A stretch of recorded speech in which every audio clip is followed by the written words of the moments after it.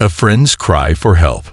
The United Earth starship Resolute emerged from hyperspace, its sleek metallic hull reflecting the distant glow of a nearby red giant star. The vessel, humanity's latest diplomatic and defense cruiser, cut through the void of space like a silent guardian, its hull adorned with the insignia of Earth, a bright blue sphere surrounded by golden laurels. Captain Elias Carter stood at the command bridge, his hands clasped behind his back, eyes locked onto the massive Galactic Council station ahead. The station, a marvel of engineering, looked like an enormous orbital citadel, its spiraling rings shimmering with artificial light as thousands of ships from various species drifted toward it. Beside Carter, Ambassador Helena Voss adjusted her uniform, the embroidered Earth flag on her shoulder standing out against the deep navy blue fabric. "We've come a long way, Captain," she said, her voice filled with both pride and caution.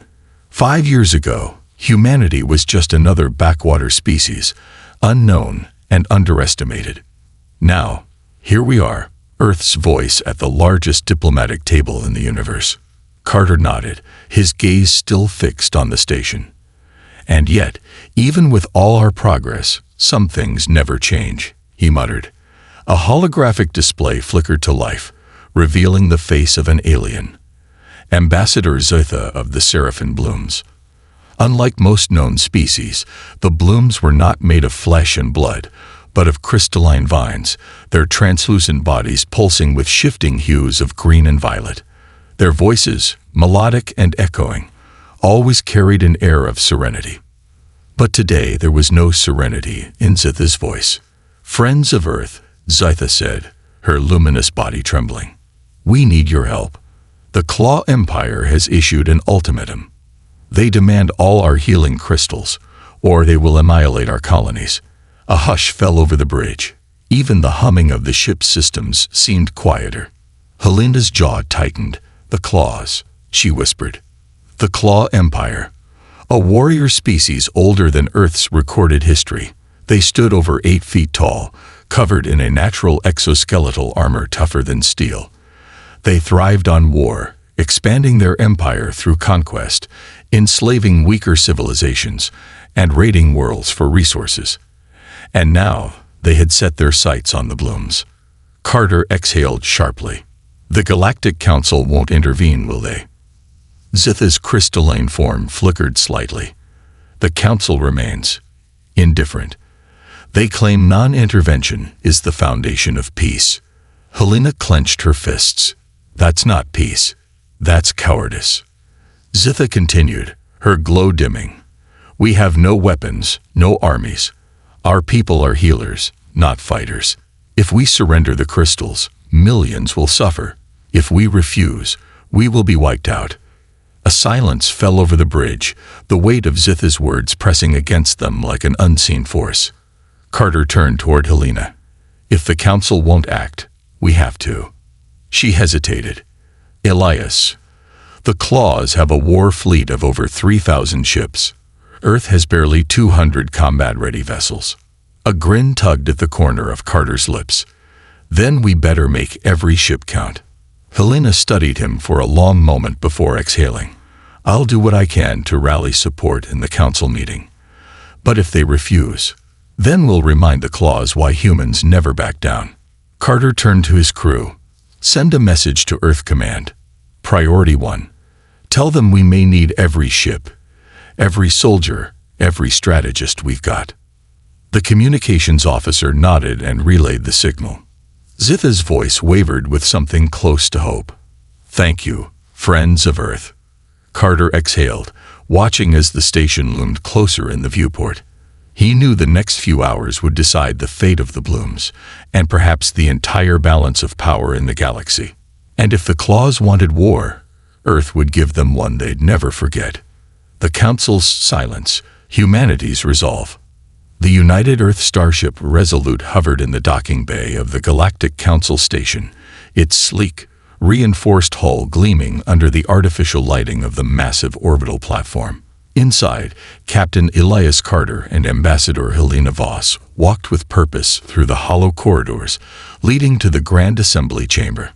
A pair of towering Vactheri sentinels, creatures resembling insectoid titans with 4 arms and chitinous plating, flanked the grand entrance. Their piercing, multifaceted eyes followed the humans cautiously, scanning them as they passed through the energy field that separated the chamber from the rest of the station. The moment they stepped inside, Carter and Helena were met with a sight that still left them breathless. The Grand Assembly Chamber was an awe-inspiring architectural masterpiece, a colossal amphitheater carved into the heart of the station, its ceiling a transparent dome revealing the endless void of space beyond. Thousands of delegates from countless alien species sat in their assigned sections, their whispers forming a constant murmur like an ocean tide. Ethereal projections of cosmic maps floated in the center, detailing the crisis at hand, flashing red over the Bloom colonies, signifying imminent attack. A low chime echoed through the chamber, signaling the start of the meeting. At the highest platform, the Council High Chancellor, a being known as Sovak Tol of the Xendari, raised one of his many tentacle-like appendages for silence. His golden eyes reflected both wisdom and an unnerving detachment. The Assembly acknowledges Ambassador Voss of Earth. His voice resonated through the chamber, carried by unseen amplifiers. Speak. Helena took a measured breath and stepped forward, her voice clear and commanding. The Claw Empire is preparing to launch an unprovoked invasion against the Bloom worlds. She began, her words cutting through the murmurs. They demand the Blooms surrender all their healing crystals, resources that have saved millions across the galaxy. If they refuse, the Claws will destroy them. She gestured toward the floating holographic display, zooming in on the approaching Claw war fleet. Rows of massive, black-hulled dreadnoughts, each larger than a city, were moving toward Bloom space. This isn't just about the Blooms, she continued. This is about the Council's failure to uphold its own principles. We call upon this assembly to act, to stop this invasion before it's too late. A muttering of voices rippled through the chamber. Some species, like the Avantheri, whose feathered forms flickered with bioluminescent signals, nodded in agreement. Others, such as the cold-blooded Oneri, simply watched in silence, their reptilian eyes betraying no emotion. Then, General XR Razor of the Claw Empire stood. The chamber dimmed slightly, as though the very presence of the Claw commander sapped the light from the air. XR Razor was a towering armored figure, his exoskeletal plating gleaming with a dark, oily sheen. His mandibles twitched in amusement, and his voice, deep, guttural, and filled with menace, echoed across the hall.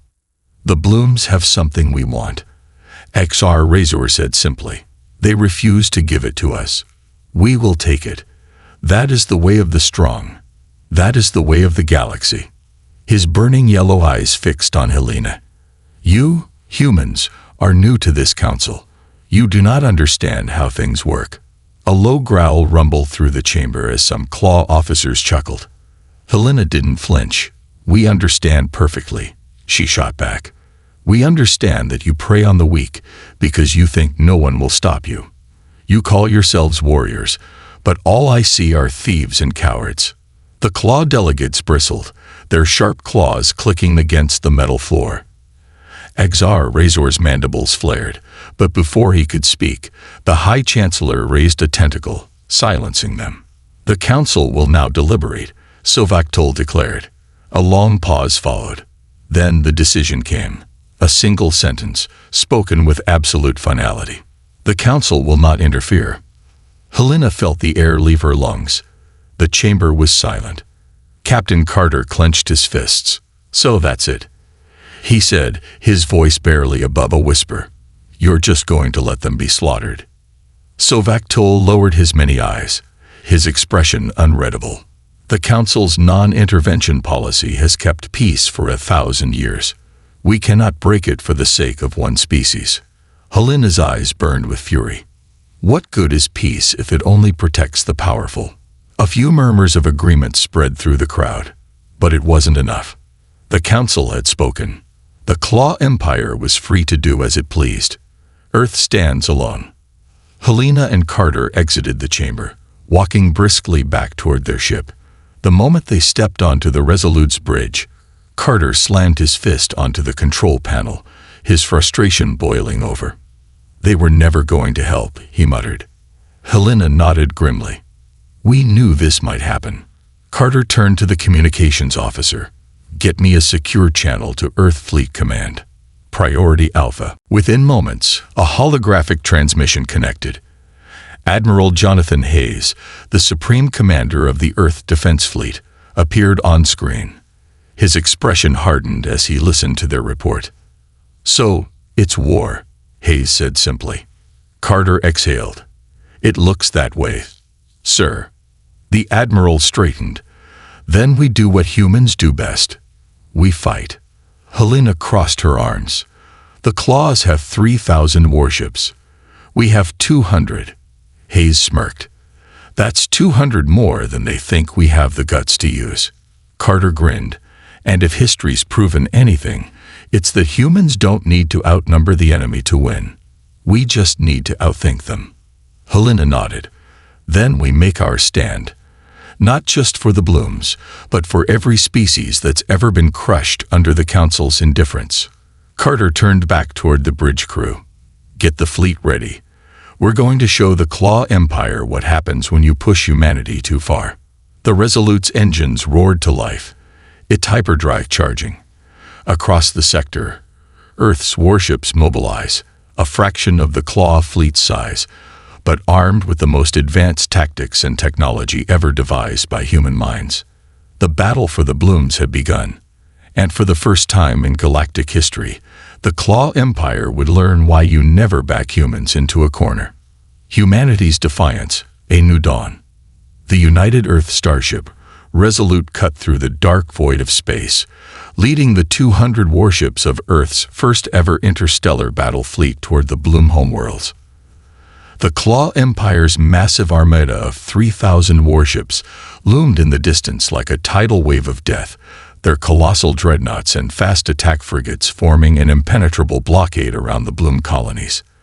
The odds were impossible, but humans had never cared about odds. A line in the stars, Captain Elias Carter stood at the bridge of the Resolute, scanning the enemy fleet. His second in command, Commander Sarah Mitchell, stood beside him, her expression unreadable. "Final fleet check-in complete, Captain," she reported. "All ships standing by for engagement orders." Carter nodded. "Open a channel to the fleet." A holographic projection appeared in front of him, displaying the faces of Earth's top commanders, men and women who had volunteered to lead this desperate charge. They were outnumbered 15-1, but they weren't here to win by numbers. They were here to win by strategy. "This is Captain Carter of the Resolute," he began. "Today, we do what humanity has always done best. We stand up. We fight back." A murmur of agreement rippled through the fleet. The Claws believe that power is all that matters. They think that because they outnumber us, they've already won. He let that sink in before continuing. "But they don't know us. They don't know what humanity can do when we stand together. We are here because the blooms trusted us, and if no one else in this galaxy will protect them, then we will." A moment of silence. Then, one by one, each ship's commander responded. "Standing by, Captain. Humanity stands with you. For Earth, for the blooms, let's show these bastards who we are." Carter turned to Mitchell. "Deploy the decoy units. Let's give them a reason to underestimate us." Across the fleet, thousands of unmanned drones and fake signal transmitters were released, filling space with false readings, making the Claws believe they were dealing with a much larger fleet than they actually were. Then, Carter gave the order that would start the battle that would change history. "All ships, advance.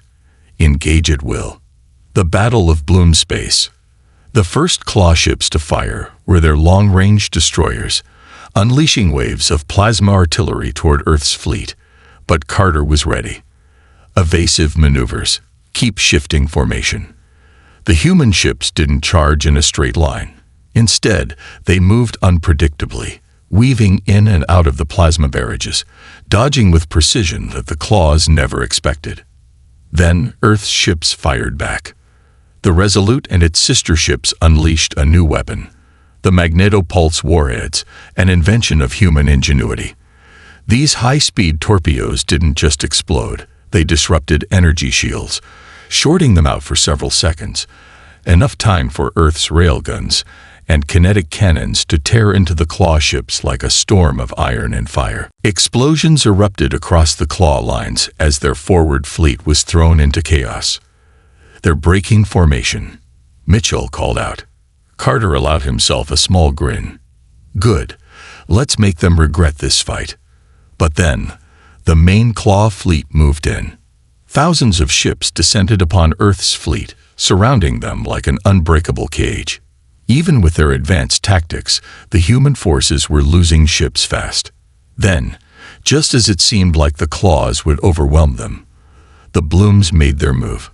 The blooms' sacrifice. All across the battlefield, enormous bloom ships made of living crystal emerged from hyperspace. They had no weapons, no shields, but what they had was something far more dangerous to the claws: knowledge. The blooms sacrificed themselves, crashing their ships into key claw capital vessels, using their crystalline bodies to overload enemy reactors. The claws never expected the blooms to fight back. A massive explosion rocked the enemy flagship as a bloom vessel shattered against its hull, sending debris flying through space. "The blooms are fighting with us," Mitchell exclaimed. Carter clenched his fist. "Then let's finish this. All ships, target their command vessels. We cut off the head, the body will fall." The fall of the claws. One by one, the claw flagships were destroyed. Without centralized command, their fleet became disorganized, panicked, and vulnerable. And then, the moment came. A final barrage of Earth's torpedoes hit the enemy command dreadnought, the warship of General Tsar Razor himself. The explosion consumed the ship, and with it, the claws lost the will to fight. The once unstoppable armada turned and fled. The battle was won. A new era. The silence after the battle was deafening. Thousands of ships, now debris, floated in the wreckage of what had once been an invincible empire. Carter exhaled slowly, staring at the battlefield. "We did it." Helena Voss's voice came over the comms. "Not just us, Captain. Humanity and the blooms, together." The Council, watching from their ivory tower, could no longer ignore Earth's strength. Their non-intervention policy had failed. The claws had retreated for the first time in history, and the blooms had survived because humanity refused to let them fall. In the weeks that followed, the Claw Empire collapsed, their fear of humanity outweighing their hunger for conquest. The blooms, once peaceful and defenseless, became allies of Earth, standing together as protectors of the weak. For the first time, the galaxy looked at humanity not as primitives, but as warriors, as leaders.